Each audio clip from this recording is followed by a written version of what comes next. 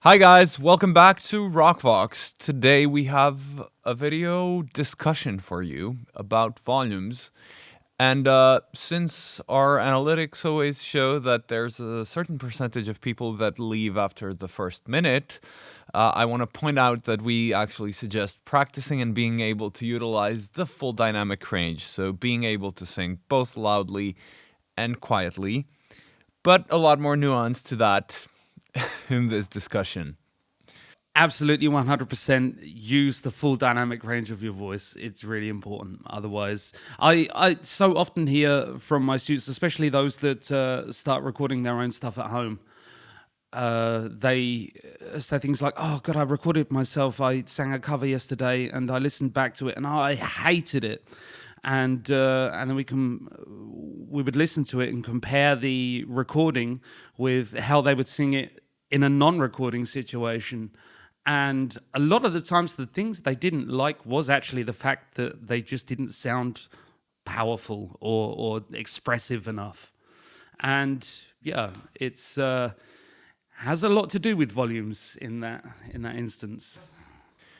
And I feel that there has been a shift in vocal coaching since the advent of YouTube, where a lot of advice has become a little bit volume phobic, Yeah. so to say. And it's funny because a lot of these methods that suggest that you shouldn't ever sing loudly claim that they are based on classical techniques, where interestingly, opera singers are actually required to sing very loudly to carry over an orchestra. And it's also interesting because when I first started out singing, I started like 25 years ago and started taking lessons probably like 23 years ago. And my first classical teacher, there, I've never heard of this idea of you are singing too loudly. Like I was singing loudly, and it was never a thing until years later, well, a couple years later, I guess, YouTube became a thing, and a lot of vocal coaches popped up, or actually just one in the beginning, and then things sort of stemmed from that. And I feel that a lot of the advice out there today is actually still stemming from that thing that first got big on social media. So, yeah, as you said, there's this fixation about microphones, and I've actually made a video on our channel about that,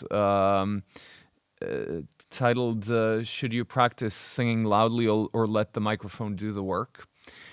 And the thing is, people think that you can take soft sounds, put a microphone on, amplify them, make them loud, and that will make it sound like loud, powerful singing. And it might seem logical in the beginning if you don't actually understand how sound is produced and amplified. The issue is that amplifying a soft sound makes a loud soft sound. It doesn't make it sound like someone is singing powerfully. So amplification has allowed us to use more dynamic range than ever before. So amplification has allowed us to use whisper volumes in singing, and being able to use that and for people to hear us use that, which with like classical singing, opera singing, if somebody whispers on stage, the sound just doesn't reach the back of the room. So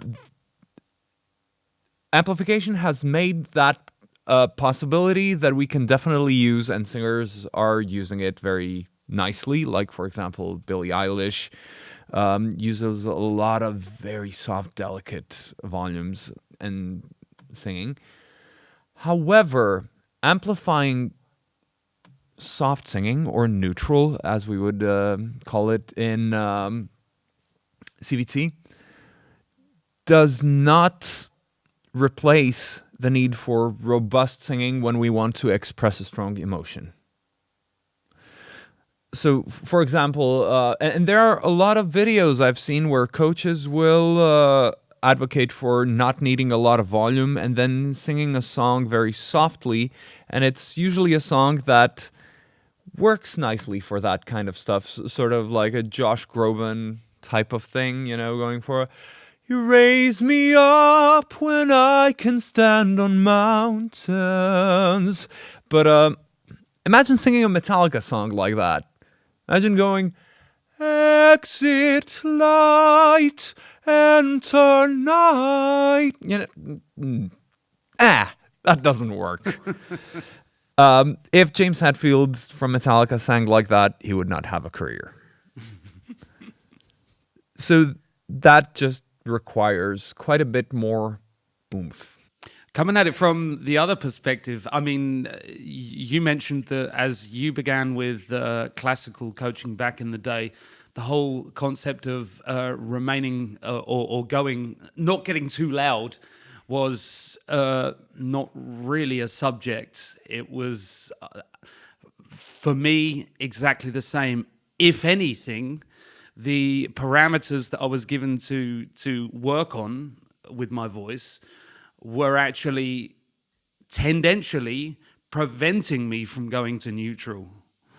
So I would be approaching a song like The Show Must Go On, always singing into the mask with ma ma ma ma ma ma ma ma. So this was my minimum healthy sound into the mask. Anything below this volume was considered, oh, no, you're starting to whisper. Don't do that.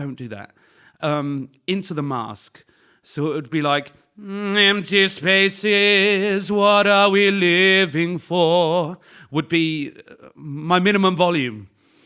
And now with a microphone, I go, empty spaces, and it's a completely different color. You can utilize more of your dynamic range. Exactly. Absolutely. Exactly.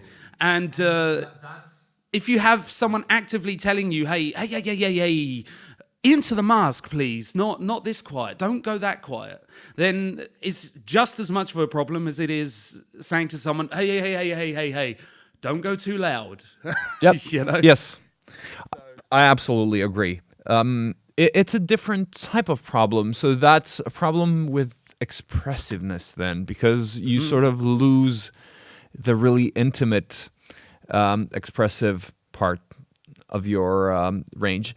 But I want to talk about another problem that is very rarely addressed. I did talk about it in the other video I made, but I've worked for 10 years or so in a music school here in Zagreb, and I was teaching various subjects. One of them was band practice.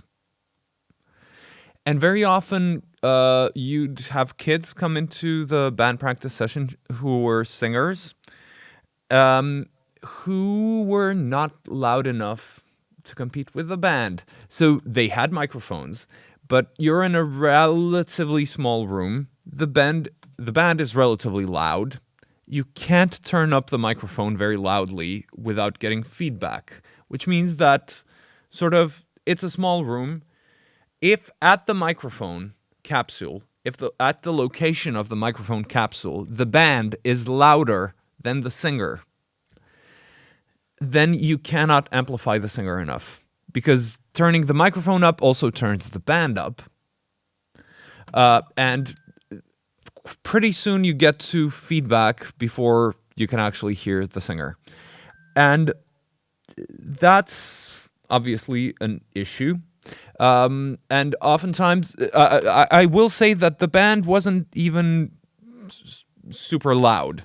So I will say that many professional drummers that I've worked with are way louder than these kids still learning how to play their instrument. The professional drummers are more controlled for sure, but overall I would say that they're putting out way higher SPL, so way more decibels than these kids. So, people could say turn down the band, but then again, as I demonstrate in the other video, if you are gently touching the snare drum rather than smacking it in a punk song, you've just taken all of the attitude out of it. And also, if somebody was singing a punk song, let's say Sex Pistols, and somebody is singing Anarchy in the UK, not quite the attitude that it requires. No. There's a video with Michael Beinhorn, a famous producer, talking about the recording of the album Super Unknown by Soundgarden, so about Chris Cornell recording vocals specifically. And Chris Cornell is a vocalist who people are often naming to emulate, and we've made a video about him on our channel. And oftentimes people will say, keep the volume lower or whatever. But I want to share a bit of insight that Michael Beinhorn shares in this video. So it's a video on Warren Hewitt's channel, Produced Like a Pro. And it's a long interview with Michael Beinhorn, but let's listen to this excerpt. I am somewhat bemused to say that he managed to fry 5 U-87. I know this because I saw bills from the studio for new condensers, for new diaphragms. Wow. Yeah, he destroyed a whole bunch of 5 mics were destroyed in the making of this record. Wow. Yeah. But that's how powerful his voice was. He would sing for hours, and he'd stop when he couldn't physically stand up anymore. You can hear it on those tracks. There's so much power. So, isn't that interesting? So, Neumann U87 that they're talking about has power handling, so maximum SPL it can handle is 117 decibels, which means that at the microphone capsule distance, Chris Cornell was hitting levels above 117 decibels quite frequently to manage to fry 5 of them. And also Michael Beinhorn says that Cornell has been able to do that for hours. And that gets the sound that you hear on the record. So you cannot whisper and that get Chris Cornell amounts of power on the recording. So that brings me to the next point, because does that mean you should push and strain to get a lot of volume? The answer is, you guessed it, no. So volume comes from actually efficient technique.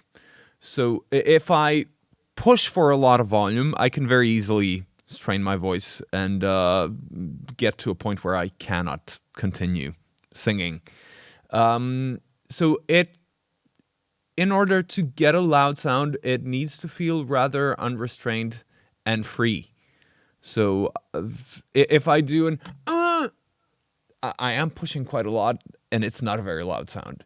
If I do, hey, that feels, hey, quite unrestrained and free, and I can get quite a lot of volume. So, for example, if I take a C5 and I take an SPL meter, which measures the decibel level, and I'm not measuring the distance from it, so this is going to be very unscientific, but if I do, hey! It measures 122.1 decibels. For me, yay! Is not a very strained sound. I'm not killing myself to make that sort of volume. And that's the volume that would fry a U87, obviously, at that distance. So an important consideration is that every doubling of the distance drops by 6 decibels. So that does not mean that if you were some distance away from me that I would hurt your ears. Producing 122 decibels at this distance does not mean that I could be in a major arena unamplified with a loud band. With unamplified singing, it's usually smaller spaces and smaller volumes as well. So typical opera performances come nowhere near the SPL of arena rock concerts. And yet it could make your eardrums tingle if you happen to get such a direct sound. Yeah, if you get close to the singer, yes. absolutely. And yes. So unamplified singing, that's another one. I mean, singers sometimes need to sing unamplified. And Aaron, you are one of those who does that quite routinely. You have a lot of unamplified performances. What are your experiences with that? Yeah, I have a project. It's a Queen cover project with the entire band is simply one accordion. And the accordion player does backing vocals, and I do the lead vocals. And this is a project that we started in a rehearsal room one day as a bit of a joke, as like this is going to be funny when we try and play Bohemian Rhapsody on this thing. And and the first thing we did is we hit the streets with it and went busking just to see how people react to the idea. And singing on the streets without a microphone can be very, very tiring on your voice if you don't utilize the optimal technique for singing loud. And when I started the project back in 2008, I had never heard of the term overdrive. And yet, somehow over time, I found myself singing in a fairly uniform way to maintain my voice over time. And if you're bored, you can research this yourself. Just go onto YouTube and type in Royal Squeeze Box. You will find videos of me from 10 years ago singing very, very overdrivey. And it kind of became a thing that I tended towards over time to not get tired and lose my voice. So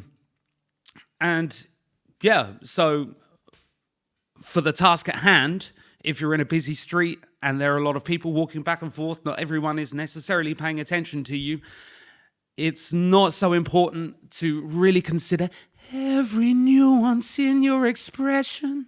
You need kind of people walking by to be like, there's someone being very loud. And you get their attention first with the loudness. Hopefully you can build a nice, small, intimate audience, and then you can rein it in a bit and sing a little bit more dynamically, a little bit more back and forth. But in the instance where you actually start performing, you kind of need to be like, I want to break free! You kind of need to be heard. And the accordion itself, most people love to hate accordions because they have quite a all-encompassing bandwidth of sound covered from like the really thick bass all the way through to the really shrill sounding treble. EQ frequencies, that's the word I'm looking for. And if you really want to get through that sound with your voice, you do kind of need to maintain a certain volume as well. So for me, overdrive absolutely saved my voice with that project. I'm thinking we should actually mention, I mean, why could it be that people are warning against being loud, and why do so many people have the experience of going loud, basically messing up their voice? So there are most definitely specific coordinations that do not pair well with volume. So I would say that if you want to be loud, you have to actually have a really good technique for it. So there are very specific coordinations that you need to know well to be able to execute loud singing efficiently. So the first thing that won't work, breathy singing. So and anything sort of with a soft character. Hey, if I try to push that, hey, that will make me tired quite quickly. The second thing then is what CVT calls reduced density, so sort of restrained character in singing. So so that sort of thing cannot go beyond medium volume. And we often, when we talk on our channel about certain sounds and certain singers, we mention keep the volume down for those specific sounds. So that's not an overall suggestion. It's more that if you want that sort of, I don't know, now the long summer's come and gone kind of character, the volume should not go too loud, or you will hurt yourself. So, but if you need to be loud, we need this sort of unrestrained character, more like, hey, my gift is my song, or in CVT, overdrive or edge. So, some of the good suggestions for if you need to be loud, not to mess up your voice, include smiling more, showing your upper teeth, so the bite, sort of like you're biting into an apple, an increase in twang, so making sure that your voice is not too dull, because that doesn't pair too well with volume. So going for a more bright and pingy character. You can overlay darkness over it, actually. So sort of like a hey still has a decent amount of ping in there. It's not hey. So yeah, and then a nice amount of support energy, feeling engaged but not locked, not pushed. All of those will help you maintain your voice with loud volumes, and I think they're quite important for some styles of expression and some styles of music. I mentioned James Hetfield in the beginning, so, you know, as I said, you can't sing exit light. You know, we need a bit more, hey, exit light, and pair that with some distortion, hey, exit light, to be able to cut through the guitars and to sound aggressive enough for that style of music. And all of these examples, especially that last one, is an excellent one for a solid medium volume sound that you can also get with the microphone. In the situation that I have been with my projects without a microphone, I over time found that using distortion in that situation would often take me above a comfortable medium volume for distortion. And a lot of the time, if you find videos of us, I won't be using distortion in these busking instances. Mm-hmm. I actually found with time that if I wanted a rough sound, I would resort to rattle instead of distortion. So instead of singing the bell like a nice gravelly rough sound, I would instead go for something like the bell, and I'm able to be louder, hey, and have this rolling rough sound to it as well, and that would just give the rocky roughness without causing me to be limit my volume to a medium volume in that instance. To suggest some exercises for working with your volumes, in CVT we have this thing called golden exercises. But I think they're fairly common in classical traditions as well, like the messa di voce exercises, what basically swells raising and lowering the volume, and making sure that it all feels comfortable. So that's another thing. Things should not feel uncomfortable in your throat. If they feel uncomfortable, you're doing something wrong. And it could be that you're using too much volume for the coordination that you're singing in. So it's not necessarily that it's too much volume overall and that people should never sing with that volume. It's just that the coordination that you're singing with does not support that amount of volume. So golden exercises, basically doing things like you can start loudly in like relaxed hey, hey, and then taking the volume down gradually. Hey,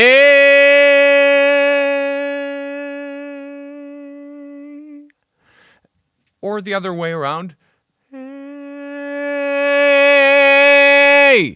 that I find that super helpful. It gives you a lot of dynamic control. You can also go through the restrained sounds, like if I have hey,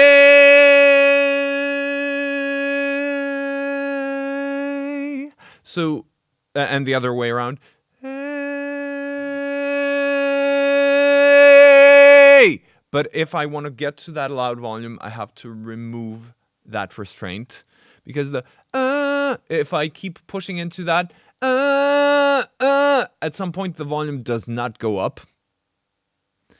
I cannot get the volume of hey on an so it feels limited, and if I push more into it, I just start straining and I lose my voice a lot quicker. One of the most obvious things that you see in Ivan's example is his mouth shape changes dramatically as from the restraint to the open and free sound. Yes. This is something that people overlook a lot. They will start and they'll start really nice and loud, and they'll go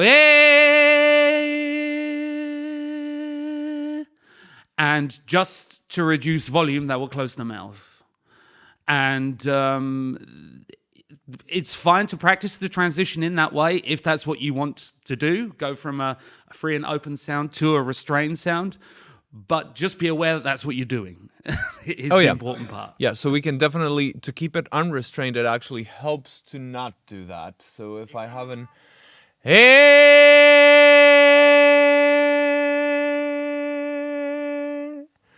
so I turned the volume down, kept the mouth more open. Exactly. Yeah. Yeah. So to conclude that discussion, there is nothing inherently bad about singing loudly. There is nothing inherently bad or unhealthy about singing quietly. We just have to use these sounds with the correct technique and the correct coordination to remain vocally healthy and in good form. Yeah, so that about rounds up our video on volumes. If you've enjoyed this video, please share it with your friends and family on social media. If you have any suggestions for future subjects you'd like to hear us discuss, write them in the comments below. And suggest more songs for analysis. If you'd like to learn more about the techniques we've discussed today, feel free to reach out to us. Our contact information is in the description below the video. Take care of yourselves. We'll see you next time.